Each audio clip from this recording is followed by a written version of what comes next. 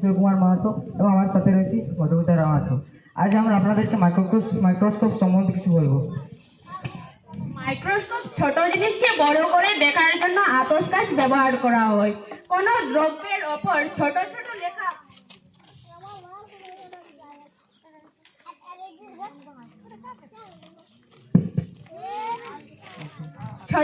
লেখা পড়ার জন্য আতশকাচ ব্যবহার করা হয়। আতশকাচে একটি উত্তোলক লেন্স থাকে। ঘড়ি শিল্পে, গহনা শিল্পে ও মাইক্রোচিপ ও সার্কিট বানানোর জন্য আতশকাচ ব্যবহার করা হয়। কিন্তু আতশকাচের সাহায্যে বস্তুকে খুব বড় করে দেখানো যায় না।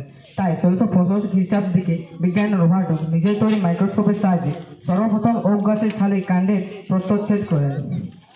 কিন্তু এর আগে 1600 খ্রিস্টাব্দের দিকে বিজ্ঞানী জনসন সর্বপ্রথম মাইক্রোস্কোপ আবিষ্কার করেন। এরপর বিজ্ঞানী লিভেনহুক সজীব কোষ পর্যবেক্ষণ করেন। প্রথম দিকে আবিষ্কার হওয়া মাইক্রোস্কোপগুলি ছিল সরল প্রকৃতির। এর সাহায্যে বস্তুকে 15 থেকে 20 গুণ বড় করে দেখা যায়। এরপর আবিষ্কৃত যৌগিক মাইক্রোস্কোপগুলি, এর থেকে বস্তুকে 2000 থেকে 4000 গুণ বড় করে দেখা যায়। মাইক্রোস্কোপের সাহায্যে ব্যাকটেরিয়া, শৈবাল, ছত্রাক দেখা সম্ভব হয়েছিল। সবচেয়ে উন্নত মানের মাইক্রোস্কোপ হলো ইলেকট্রন মাইক্রোস্কোপ।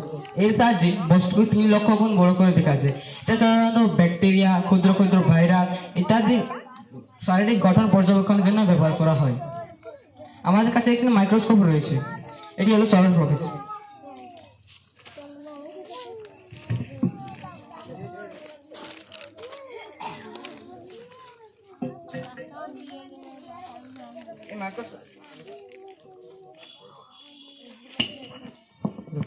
এই মাইক্রোস্কোপের এইখানে রাখা আছে প্রজেক্টর, যার সাহায্যে আপনাদের সবাইকে দেখানো সম্ভব।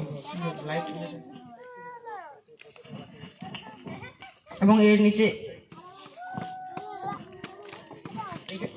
এইখানটাতে আইপিস রয়েছে। এর সাহায্যে বস্তুটিকে 10 গুণ বড় করে দেখানো হয়।